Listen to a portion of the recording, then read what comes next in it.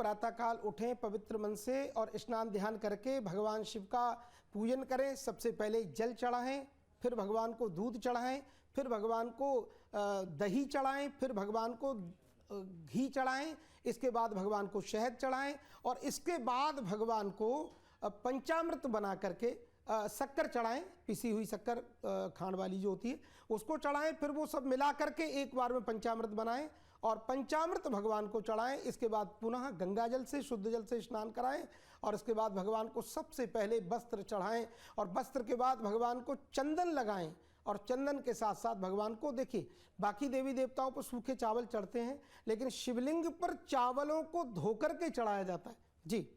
तो ऐसा करने से आपके जीवन में मनोरथ पूर्ण होते हैं और आपके घर में धन की वृद्धि होती चावल चढ़ाने से।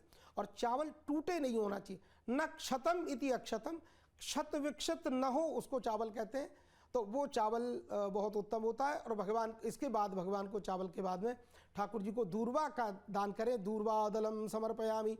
दूर्वा के बाद फिर बेलपत्र, बेलपत्र के बाद में पुष्प चढ़ाएं और पुष्प में महाराज बहुत दिव्य तरह तरह के सुगंधित सुवासित पुष्प चढ़ाएं और उसके बाद नाना परिमल द्रव्याणी, कई तरह से मिला हुआ सिंदूर, रोली और ये सब मिला होता है, इसको चढ़ाएं भगवान को। और इसके बाद धूप दीप भगवान को दिखाएं। इसके बाद तांबूल पान का भोग लगाएं भगवान को। देखिए पान केवल मुंह लाल करने के लिए नहीं होता मेरे भाई बहन, ये बड़ी जानकारी दे रहा हूं आपको। सफल तांबूलान पांतु सौश्रियमस्तु, जो लोग पान भगवान को चढ़ा करके खाते हैं तो उस पान, वो जो पान आप खाते हो तो आपके बॉडी को, आपके जीवन को वो बिल्कुल स्वस्थ कर देता है, निरोगी काया बनाता है। दूसरा, पान खाने से ऐश्वर्य लक्ष्मी बढ़ती है, इसलिए पान खाना चाहिए।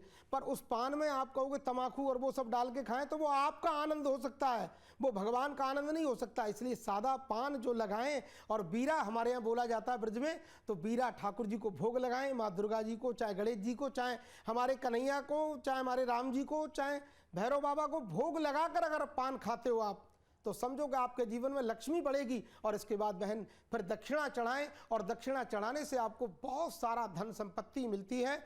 और इसके बाद भगवान की प्रार्थना करें, ध्याये नित्यम महेशम रजतगिरिनिभं चारुचंद्रावतंसं